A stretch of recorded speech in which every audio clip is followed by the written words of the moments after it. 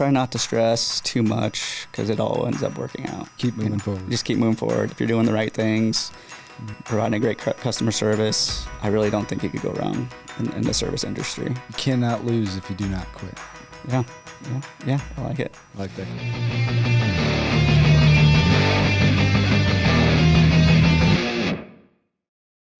Jeremiah, welcome to the show. Thanks for having me. Yeah, absolutely. Now, the real question is, who would win in a fight? 100 men or one gorilla? I'm going to go with the gorilla. Oh, you're kidding me? Yeah, I'm going to go with the gorilla. Really? Yeah. Oh, my gosh. Have you seen this trend online? I have not seen this trend. It's a very big deal. What, they're just trying to debate who's... Yeah, it was a stupid Twitter post, who would win in a fight. Like, the guy said, I think if 100 guys were really dedicated to it, they could take down one gorilla with no weapons.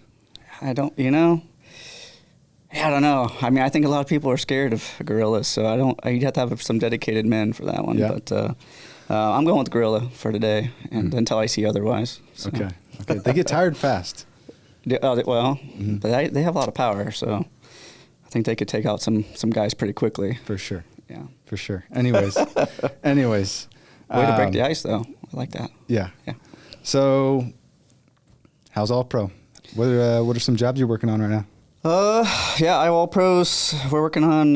We've got a multifamily project right now that's been taking up most of our time. A lot of maintenance stuff going on.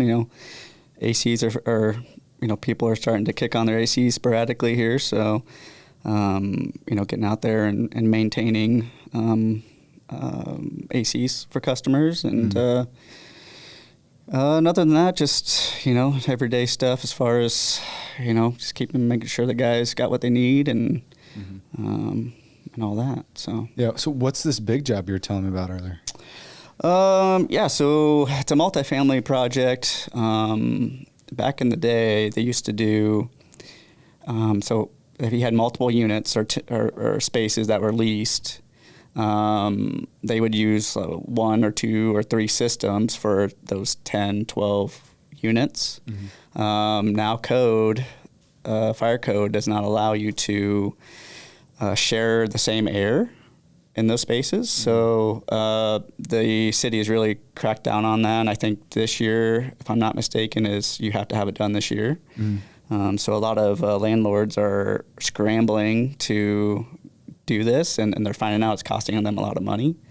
So some of these people are just selling because they don't want to deal with it, But so basically we tore out 3 systems, and then we're putting in what we call a VRF system, which is it's similar to like a mini split. It's a unit that hangs on the wall, and there's each space has its own, and so now they're no longer sharing the same air basically for fire code. So. Yeah. Yeah. Yeah. Nice. So take us back. What was life growing up for you? Yeah. Where are you from? Yeah, I'm from Des Moines. Grew up mainly on the south side of Des Moines. Went to all the south side schools. Graduated from Lincoln. Brother, sister, younger. We back then, that's when you really ran the streets, and we kind of. We came in after the streetlights were off, or on. So, so growing up wise, I kind of did a lot of what I wanted to do. I didn't have a lot of structure, so I, like I said, kind of just did what I felt was right, which probably wasn't right. But luckily, I graduated from Lincoln in 2002, and where'd you go after that? After that, I actually joined the military, so I was in the United States Navy. I served on multiple ships for 4-year span. And then right after the military, I landed right in the trade, so that was about 20 years ago, and kind of never looked back since, Right. So, yeah. So after you were done with the military, where was the first place you worked? I worked for a company out of Carlisle called Roberts Brothers, and they did plumbing and HVAC. So I was just a helper, and I did a lot of plumbing. I did a lot of HVAC, and I don't know, probably after 6 months, I was like, you know what, I kind of like this, and I went to tech school, and then I just continued to grow. What's that process look like from helper to journeyman's the next step, right? Apprentice. Helper, apprentice, then journeyman? Yep. Okay. And then master Gotcha. at the end, yeah. Gotcha. So how long are those steps, and what was the schooling like? It's changed since I first started. But I guess now what it looks like is, you find a job. Well, you find a place, and usually they'll want you to be a helper for 6 months to a year to get your feet wet, and and kind of have a recap on do you really want to do this? Because if you do, then we need to get you into apprenticeship schooling, and that's a commitment on the company and the apprentice. So. Right. But yeah, so then you go to the apprenticeship school, and that's usually a 4-year schooling. Can be done online, can be done mixed, depending on what, where you go. And then after you get your hours and your schooling and take your test, then you can apply for your journeyman test, and that's just a multiple choice test that once you pass, you get you can get your journeyman. And I guess the next step from there would be, you wait a few more years, and then you take your test for your master, right. and that's the ultimate goal, is to get the master. Right. End, so yeah. So you were in Carlisle. You're doing plumbing, HVAC. Jumped around a few times from different companies.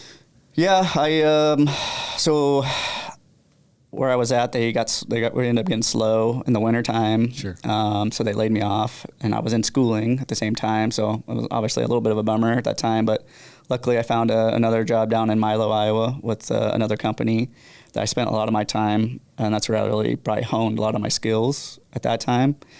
And then I don't know how far you want me to go with this, but no, go. but keep it organic. Yeah. So yeah, I did that for 5-6 years, I'd say. And then a good buddy of mine bought a geothermal drilling business. And that's that was a big deal back then. It's still a little prevalent, but so he hired me, or he wanted me to come basically run his service installation side of the geothermal stuff. While he did the drilling and the outside stuff and all that. But that lasted about a year. Things didn't kind of go the way we were hoping. And then I went and worked for a supplier in town. They were looking for an HVAC inside sales position. So basically I was mingling with contractors, helping them get material parts or helping them with projects that they were doing. So, and that's where I grew like my passion for more of the engineering side or the design side.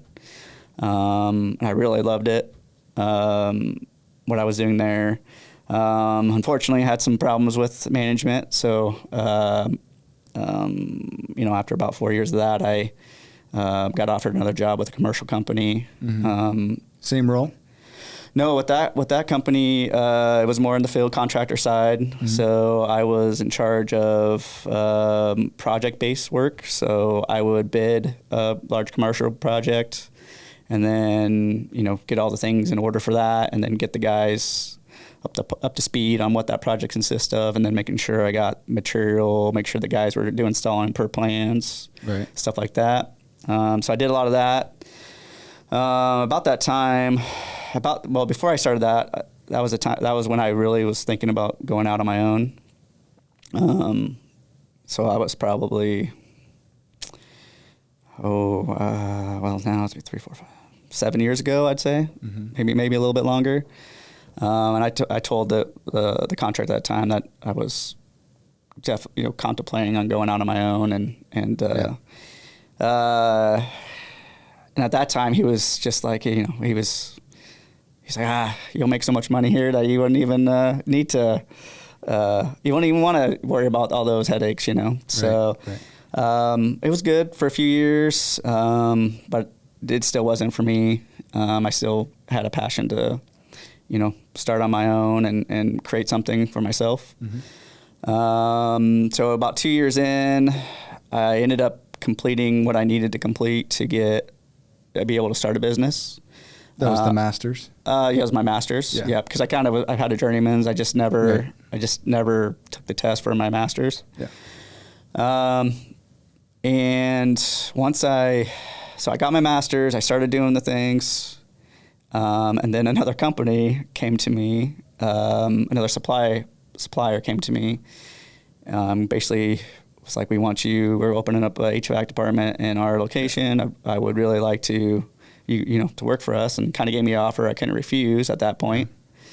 So I tried it, and it was too corporate for me. So I gave it a year and a half, and then I got the LLC, I got a van, I got everything I needed, and then about 2 year mark with them, I was like, I'm going out full time on my own. And yeah. Did you do a few side jobs before you made the leap, or no? I like to do things. You're all in. Well, I like to do things because side work is kind of. It's good. It's good money. It's a good way to bring money in, but it's not technically the legitimate way to do things, And for some reason, I don't know if it was my grandma or what, but I just have a problem if I don't do things kind of by the book, So I'm kind of anal when it comes to that, and I think that's why also, the 3 years that we've been in business, I think it's definitely helped, or it's. Helped our growth, just keep, dotting the I's, crossing the T's, and right.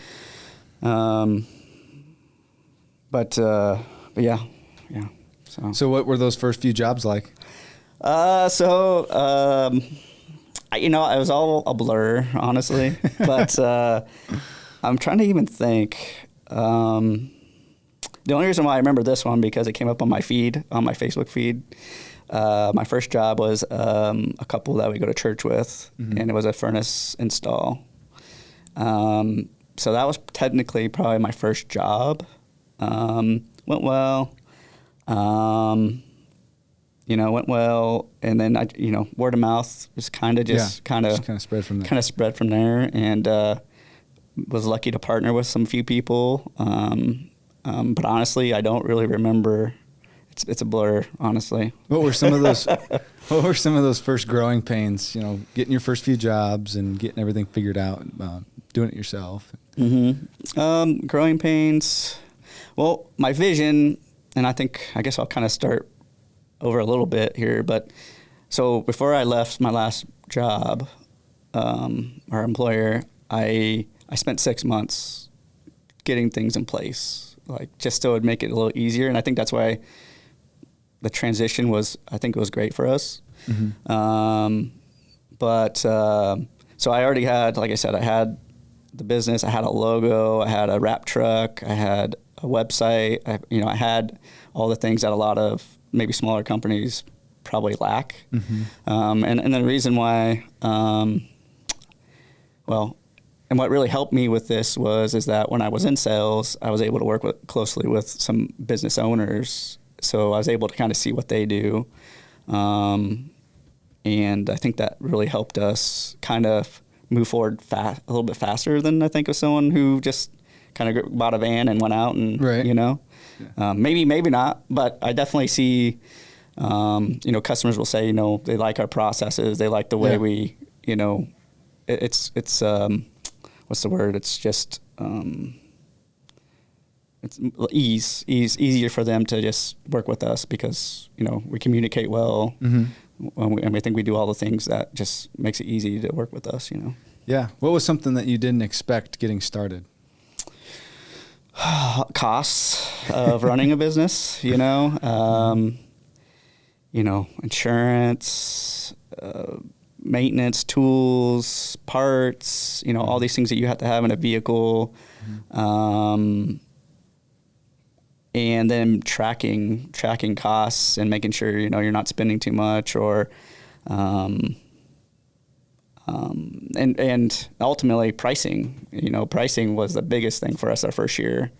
I was used to, old school pricing, where I would charge an hourly rate that, technically would only cover my costs and not really looking at costs of the business, So our first year was good, but it was rough because we definitely could have grew a little bit more, a little faster if we would have priced properly. But sure. I'd say ultimately pricing was the biggest change, and it still is today. I mean, with everything changing, pricing changing all the time, right. And then the company itself evolving, that's still a big issue. How has tariffs impacted your business? Obviously pricing's, unfortunately gone up. So obviously that affects the end user. Equipment right now, parts right now are okay, but I'm kind of curious to see what 6 months brings. So as a day, I'd say not greatly, but pricing has been affected with it. So yeah, no, definitely. What's the hardest part about running a heating and cooling business? Right now, I guess I wear a lot of hats. We're still we're a 3-year-old company. Mm-hmm. So for me, I'd like to have this conversation maybe in 2 years from now and see what my answer would be. But, obviously you see I'm wearing, I'm ready to go work, so out in the field. Yeah, I just say wearing all the hats is the biggest thing I have for myself. How many people do you have on your team now? Including me, we have 6. Mm-hmm. 4 guys in the field. 4 or 5 guys in the field, and then an office manager currently. Yeah. What's that next hat that you need to fill? Next hat. Next position.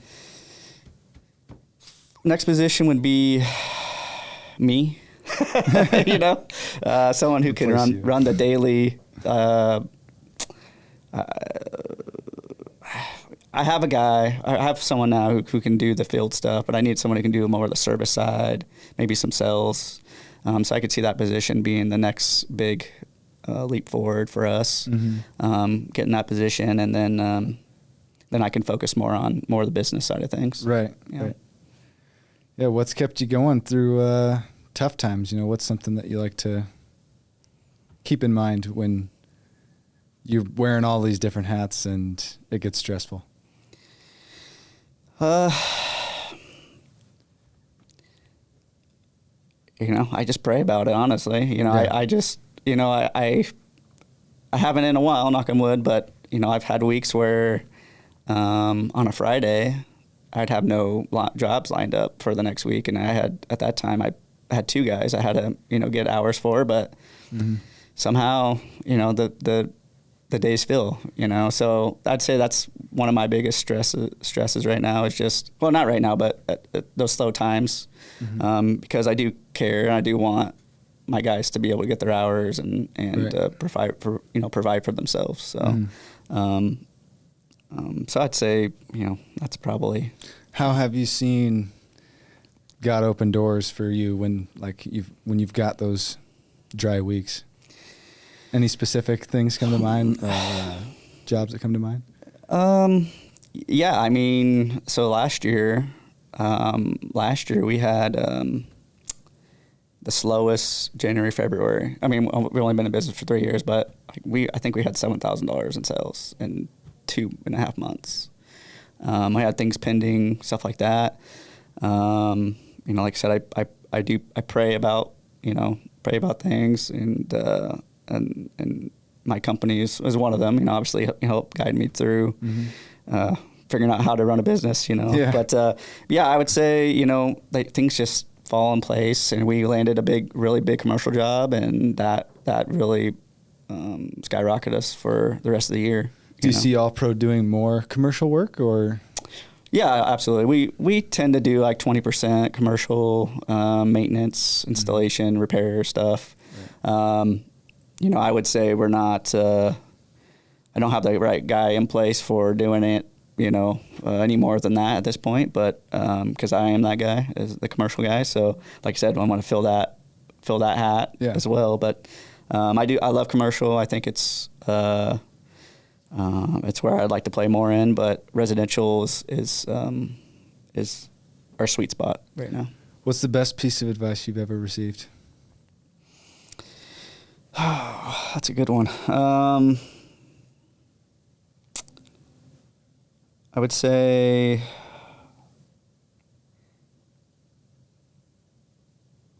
try not to stress too much, because it all ends up working out.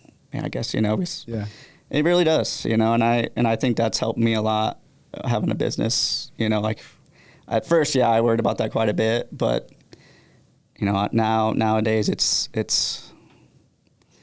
I just feel like it just works out. Just keep moving forward. Just keep moving forward.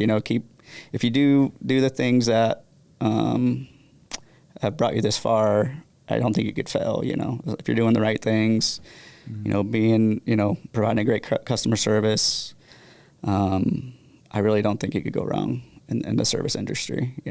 So you cannot lose if you do not quit. Yeah. I like it. I like that quote. Yeah, no, I like that. Yeah, that's a big thing, because it's easy to quit, and that's definitely not something that's in my mind. I try to be a positive thinker, and I think that's definitely helped guiding me through some of those tough times, So yeah, definitely. So, what have been some of the main ways that you've gotten customers besides word of mouth, advertising, marketing, that kind of thing? Yeah, I'd say my biggest has been networking, just getting out with other business owners, joining some groups that... BNI? BNI would be one of them, so shout out to BNI group. They've been, I would say 2 years in now, maybe a little bit over 2 years with them, and they definitely helped us get through our second year. Well, they still continue today, help us, give us referrals and boost our revenues. A great group of individuals, and highly recommend. So for those networking. For those of you that the viewers that don't understand or don't know what BNI is, can you explain that just a little bit? Oh, we better get the president in here for this one. No, BNI, Business Networking Group. They basically, a group of individuals meet every week.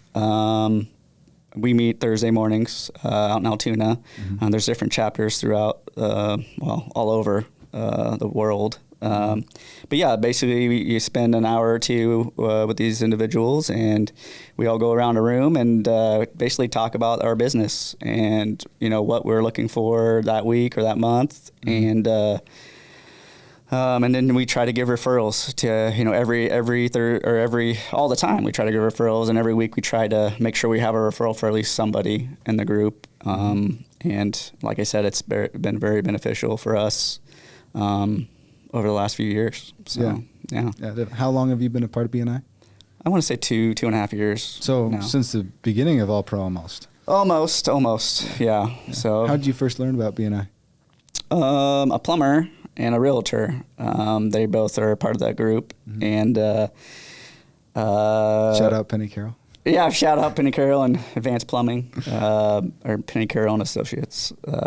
But so they were rooting for me to go join the group, and after a couple weeks visiting there, I was like, this is very awkward as well. Like I said, I'm not used to like talking about myself, or but if I go to a customer, I'm like, I can tell you what's going on with your system. I'm all about that. But if you get me up and like, hey, what, the elevator pitch. The elevator pitch, so I've definitely got a lot of work to do on that still, but I highly recommend networking groups. I definitely, especially if you're a new business, even a veteran business, I would, it'd be great for growth. It definitely helped us.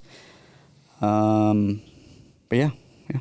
What other forms of marketing promotion have you done? Paid ads, radio ads. You said you've done radio ads, right? Yeah, I've done radio. I know it's hard to track radio. So the ROI on that for us has been difficult for the cost. We've done the home warranty thing at first. That was okay at first, but definitely something we don't do anymore. I guess I'll just put it there for that. So tell me more about that. Was that a offer you were running, or? Home warranty is basically, if a homeowner buys a system or buys a home, they can purchase a home warranty for the whole house. Mm-hmm. So that covers appliances. It covers a lot of different things depending on the company you go with. Mm-hmm. But some of them have preferred vendors. Mm-hmm. So one in particular reached out to us as being a vendor for them, and they got, we received a lot of requests. I was running service calls, 10 hours a day for them. But it was okay for a new company like us, but it wasn't sustainable for, let's just say they wouldn't pay what we needed. They were kind of like, they wanted like the one-man shops that would be, their pricing was very minimal. And then we had a lot of backlash with homeowners because they wouldn't get approved for replacements or repairs, mm-hmm. And a lot of homeowners don't know that, a lot of homeowners will buy a home warranty because they know they've got 20-year-old equipment or really old appliances or something like that. But if they don't know their actual plan, it may not be covered because it's too old, or it's aged out. Right. And so they may give them, a little bit of money, but they won't cover the full cost of a replacement.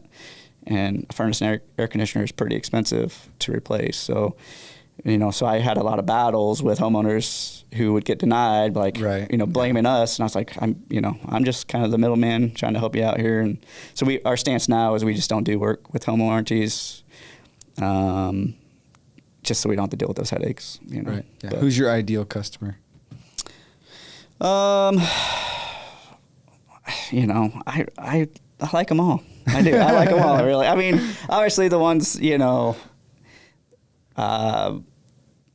we work with them all, but preferably someone who trusts us to do the work. I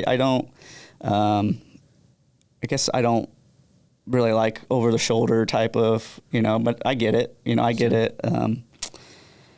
Really, and I really would help anybody that I can. Sure. What about ideal service type? So not ideal customer, but ideal service that, what's your bread and butter? I would say, installation, service, and maintenance of, your standard furnace and air conditioners, I would say, is our bread and butter.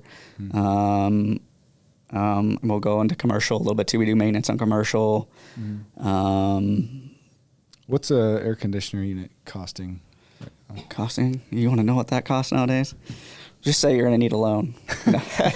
No. I didn't plug was my duct cleaning. So we do duct cleaning too. So that's our bread and butter too nowadays. So, okay. But a cost can range from, a full system replacement can range from $7,000 to $18,000, depending on size, efficiency, what you're really looking for. If there's any add-ons, stuff like that. Mm-hmm. So there's a good range in cost. So yeah, it can be a little pricey, but we do, we offer financing through multiple sources that, can help with some of that too, and interest-free as well. So so that can be helpful if you do need something like that. Do you do any new home construction? We've done a couple. That's definitely not our bread and butter. That's a game where you have to have a crew who is been doing that for a while, because it's very price competitive. So there's not a lot of margin in that type of work unless you're doing custom homes. So we don't have that crew, and I don't have that patience for that. So yeah, we don't really get into that unless it's like a custom where I can go in and design, and get really, provide a customer like you said, like a geothermal or radiant floor heat, or, and get really kind of creative with making sure you have maximum comfort in a home, So that's where I would play. We don't get those too often either, but so if anybody's looking for a custom home, I'd definitely love to talk to them. So yeah, for sure. Get in with a builder would be. Yeah, and I haven't had the opportunity. And I think there's probably opportunities to get into like there's groups for that too, but I haven't explored that avenue yet. So gotcha. Yeah. So, what's one thing you wish more people knew about All Pro Heating and Cooling? One thing.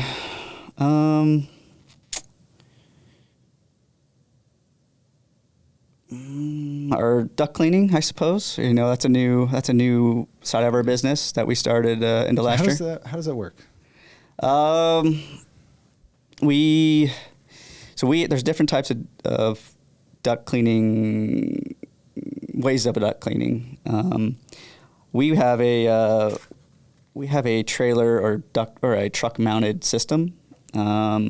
So typically our process is we'll bring our truck to the driveway. We'll go in your home, obviously introduce yourself, and kind of walk you through the process before we actually start the process, because it is kind of a lot. So we have to have access to all the registers, all the vents, and that stuff we talk about too over the phone before we even show up. Right. But we'll tape up all the registers with the registers event. Like event, yeah. Okay. Yep. Like on the sidewall or on the floor, sure. Yeah. Stuff like that. We'll tape those all up. Well, first we put runners through everywhere, so we can't get the houses dirty, So put little booties on. Yeah, put little booties on. Yeah. So we want to take care of your property for sure. But we'll put the tape on the registers, and then we have a big 8-inch hose that we drag from the truck, that we bring down to the furnace area, and we attach that to your main trunk lines. And so we'll attach that to the trunk line, and then we turn on our truck, and it creates somewhere like 15,000 CFM of suction. Oh, wow. So yeah, it's just a massive suction. And so when you tape off all those vents, it's even greater. So it's pulling everything it can. And so as that's doing that, we have a air compressor in the truck too. A bit, I think it's like 200 psi. And then we'll go through each register with it and basically try to blow back to your main trunk. So while that suction is it's sucking from that main trunk, it's we're blowing back into it, and then so we go through all the vents and do that, and then we'll go down to the main trunk, and then we'll use our air line, and we'll basically blow it back to that main suction point from there, because all of it kind of falls into that main duct. Yeah.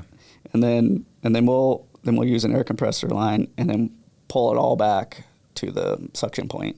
So you're getting all of the dust, debris, anything that's in there that's it could be microorganisms, pushing out anything. Dust from your furnace or from your. Yep, just circulating. Because when you have windows open, doors open, you get dust, and you get all kinds of things that really that's in the air. That can be allergens, stuff like that may not get caught in the filters, or if you don't have any air purification systems.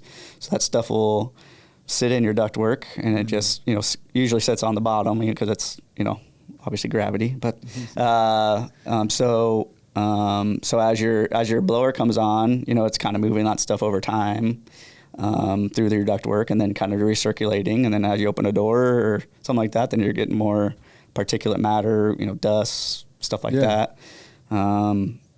And if you're in a high humidity, like your basement's high humidity, you could potentially have mold maybe in the ductwork. So we're kind of capturing that stuff. And then, so after we clean it, we also use a fogging system. So we spray it in your ductwork when we're done cleaning, and that's kind of what I'd call like a sanitizer. So it sanitizes the ductwork, kills any allergens, mold, stuff like that. So and then we close it all up and we get the heck out of your house. So yeah. What would be some reasons a homeowner would want to do that? Like, are there any warning signs? It's like, yeah, I would say signs would be, are you dusting a lot? That's a big sign. If you're constantly dusting, that's a sign that because when we're pulling that vacuum, we're kind of pulling that dust from the home a little bit too. So if you're constantly dusting is a big sign. Another sign would be if your filters are always dirty. That's a whole other topic. But a filter, if you have a 1-inch filter, it's a 1 month filter. So if you're pulling it out in a month and it's plugged, then that's a sign your ductwork. You need to have someone come out and look at your ductwork and see if it's dirty. And then other than that, those are probably the biggest signs, I would say. And then maybe if you're an allergy sufferer or something like that, maybe. I mean, I know that can be a tough one, but it'd be maybe wise to, get some sort of air purification, a duct cleaning, and then putting something on top of that to continue to clean the air after your duct cleaning, So yeah, that's cool. Yeah. Good spring cleaning offer. Yeah, absolutely. Yeah. So you'll see it in your inbox soon. Yeah.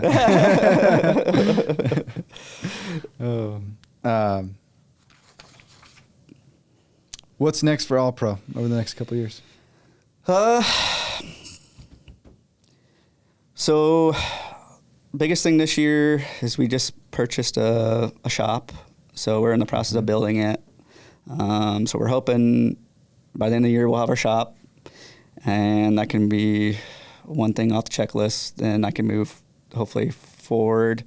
I'd like to, like I said, next time we do this, I'm in here with slacks and a polo, and have my hair did, So right. That's what I would like to. Yeah. That's what I'd like to see in the next year or two for us. But. So delegating more of those hats so you can take on more of the business owner role. Yeah, operational and maybe growth and other avenues, So more entrepreneurial stuff. Yeah. Absolutely. Where do you see the company going long term? Honestly, my honest opinion, when I first started this, I have a 10-year plan. Okay. And that's not me living in Iowa. So. Oh, okay. So I want to grow it. I want to provide a great service for homeowners and business owners, and hopefully one of my guys can take it over from there in 10 years or something like that is where I see the vision, and continue the processes that we're working on and growing today. Yeah. Yeah. Where do you want to go? Somewhere Mountains or beach? I'm a beach guy for sure. Okay. Yeah, beach guy. I don't. Maybe Caribbeans. Maybe I don't know. Yeah. But and I'd just live in a tent on the beach if I could. So. Taking the whole family there too? Yeah, I'll take the wife. The kids, they can figure it out. Once they're grown and but no, my youngest is she's just like me. She wants the beach. My oldest is. She's not much of a beach. She's not a big beach goer, but she enjoys a suntan, I guess. So okay, yeah.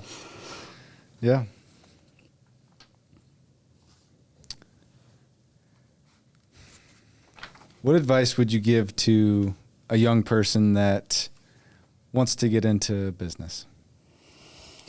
I would, and this is just me, but I would really do some research, like self learning, I guess. Soul searching, like, is this really what you want? Like, really maybe talk with other business owners, if you know any, and kind of pick their brain and kind of see really what you're getting into, because it's not for everybody. I mean, it's definitely a lot of time commitment.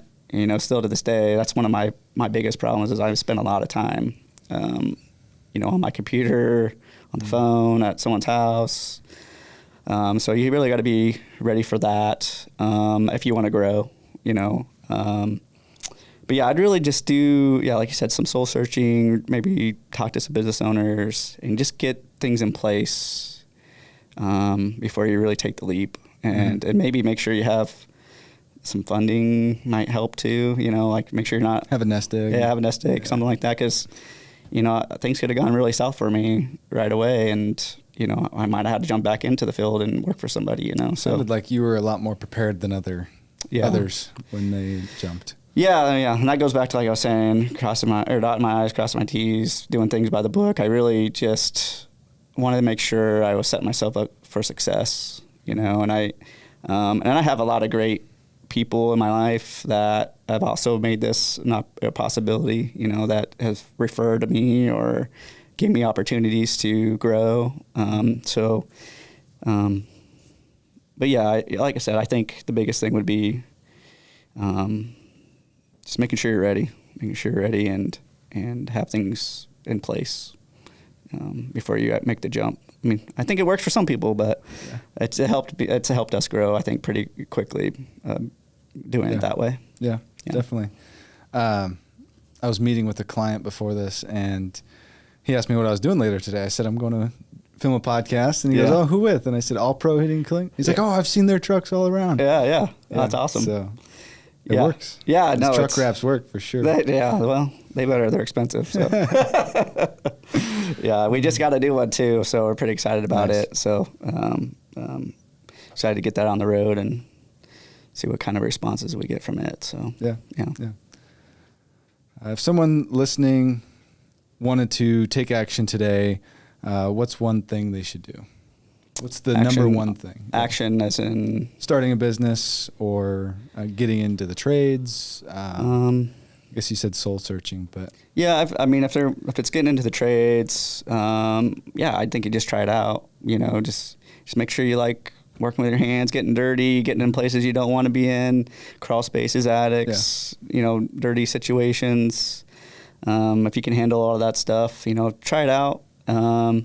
You'll know within 3 to 6, probably a month, you'll know if it's something that you think you can continue with. Mm-hmm.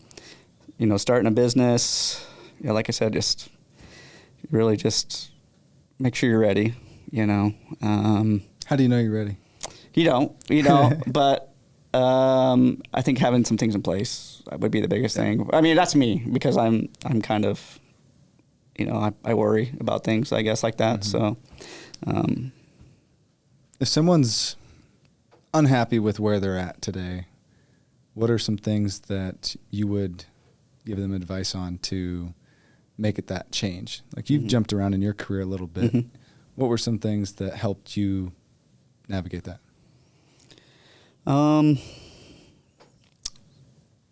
think it goes back to soul searching, I guess, again. Like what is it you like? What is it that you like? Because obviously, do you like what you do, but you don't like where you're at, or you don't like what you do, but you like where you're at? It's. What if it's neither?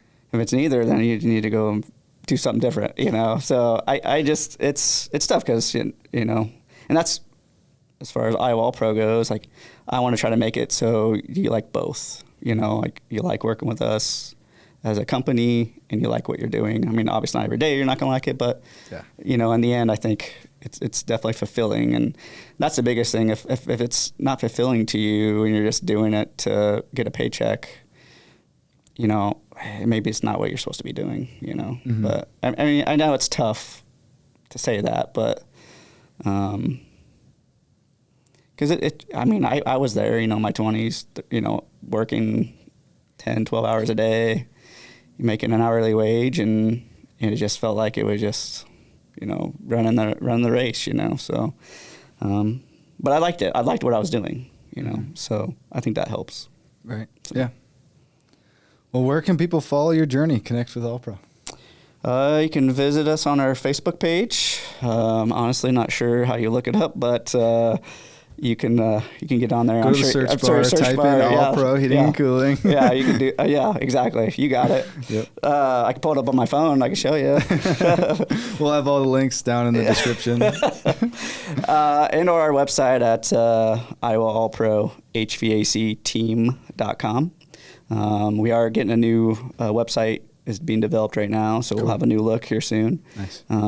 So there should be some good content on there if you have any thoughts about duct cleaning or maintenance, or maybe just processes that a new homeowner or homeowner should be doing for maintaining their equipment. Mm-hmm. So maybe some key little things that you could do.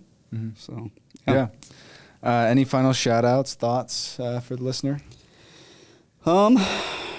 Just, I guess I would shout out to, like I said, my family and my friends. I do have a co-partner in this business, Steve. He's been a